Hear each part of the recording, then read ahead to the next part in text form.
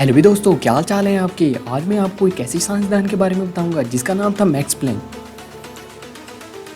Science की दुनिया में कदम रखने वाले ऑलमोस्ट हर शख्स को इसकी थ्योरी के बारे में इल्म है। मैक्स प्लैंक की थ्योरी को बहुत से साइंसदान अपनी थ्योरी बनाने के बाद एज अ रेफरेंस पेश करते रहे। इसने बताया कि हम लाइट की फ्रीक्वेंसी को किस तरह से मेजर कर सकते हैं, और साथ ही साथ इसने ये भी बताया कि किस तरह हम लाइट की वेवलेंथ को मेजर कर सकते हैं। और इन द लास्ट इसकी थ्योरी से हमें ये भी पता लग सकता है कि how to measure the energy of light. Max Planck जहाँ भी जाता तकरीर करने के लिए अपने साथ अपने ड्राइवर शोफर को ले जाता, और वो तकरीर सुन सुनकर शोफर को इसका एक एक लफ्ज़ याद हो चुका था। एक दफ़ा हुआ कुछ यूँ कि एक नई जगह पर तकरीर करने के लिए शोफर ने मैक्स प्लैंक से कहा कि sir, I know the each word of your speech, can I give the speech at your place. जनाब, आपकी तकरीर का एक एक लफ्ज़ मुझे याद हो चुका है, तो क्या मैं आपकी जगह पर तकरीर कर सकता हूँ।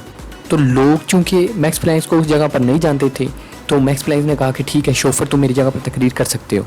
अब हुआ कुछ यूँ कि ड्राइवर की जगह पर मैक्स प्लैंक बैठ गया और मैक्स प्लैंक की जगह पर स्टेज पर ड्राइवर आ गया और तकरीर शुरू कर दी। तकरीर के बाद सवाल के लिए शख्स ने हाथ खड़ा कर लिया। चूँकि शोफर को उसका जवाब नहीं आता था, इसने कहा कि it can be so easy, it can be answered bye my driver, यानी कि जो मैक्स प्लैंक उसकी जगह पर ड्राइवर बन के बैठा था उसने इसका जवाब दिया। तो दोस्तों, आज की वीडियो में आपको शैलो नॉलेज और डीप नॉलेज के बारे में बताना है। शैलो नॉलेज वो नॉलेज था कि जो कि ड्राइवर के पास था, जबकि डीप नॉलेज वो नॉलेज था जो कि मैक्स प्लैंक के बाद था। यही तो वजह थी कि जब किसी ने सवाल किया तो ड्राइवर को वो नहीं आता था और इसने मैक्स प्लैंक को कहा, जो कि इसकी जगह पर ड्राइवर बन के बैठा हुआ था। तो आजकल शैलो नॉलेज होने के बाद हम अपने आप को फन्ने का समझने लगते हैं और ये समझ लेते हैं कि पता नहीं उस चीज़ के बारे में हमें हर चीज़ का इल्म है, हालांकि में उसके बारे में कुछ भी इल्म नहीं होता। और उसी शख्स से डीप क्वेश्चन कर लिया जाए जो कि बहुत बड़बड़ कर रहा था, बोलती बंद हो जाती है, क्योंकि हमने ये मालूमात किसी और जगह से नहीं बल्कि फेसबुक, व्हाट्सअप और ट्विटर वगैरह से हासिल की होती है, जो कि अनऑथेंटिक होती है।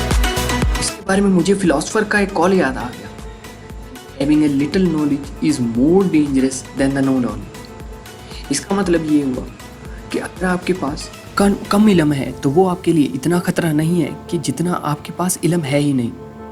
यही तो वजह है कि कम पढ़े लिखे और जाहिल लोग ज़्यादा बहस करते हुए नज़र आते हैं, बजाय उनके कि जिनके पास इल्म होता है या जिनके पास कोई भी इल्म नहीं होता। Having a little knowledge is more dangerous than the no knowledge। तो दोस्तों, आज की इस वीडियो में हम आपको बताएंगे कि किस तरह से आप बहुत सी चीज़ों का इल्म हासिल कर सकते हैं, और वो भी किस तरह से डीप नॉलेज हासिल कर सकते हैं, और किस तरह से आप अपने सब्जेक्ट्स पर फोकस करके उनमें अच्छे ग्रेड्स ले सकते हैं। इस टेक्निक का नाम फेमन टेक्निक है। तो दोस्तों, एक्चुअली ये टेक्निक जो है ये एक साइंटिस्ट के नाम पे रखी गई है जिसका नाम था फेमन। फेमन ने क्वांटम मैकेनिक्स में बहुत काम किया, यही तो वजह थी कि इसे नोबेल प्राइज़ दिया गया।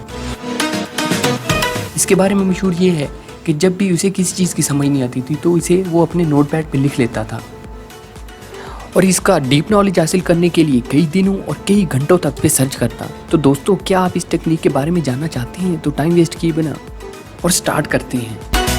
तो दोस्तों, आप जो टॉपिक पढ़ना चाहते हैं सबसे पहले वो टॉपिक सेलेक्ट कर लें। सेलेक्ट करने के बाद इस पे तवज्जो से पढ़ने के लिए बैठ जाएं। और इसमें आपने इस बात का ख्याल रखना है कि आपके पास ना ही कोई मोबाइल हो और ना ही कोई दूसरी डिस्ट्रैक्शन की चीज़। इसका स्टेप नंबर 2 क्या है? स्टेप नंबर 2 इसका ये है कि आप जो टॉपिक आपने याद कर लिया है उसके लिए एज अ फेक टीचर बन जाए। फेक टीचर का मतलब ये है कि जो टॉपिक आपने पढ़ लिया हो यूँ समझें कि आप टीचर हैं और किसी को समझा रहे हैं।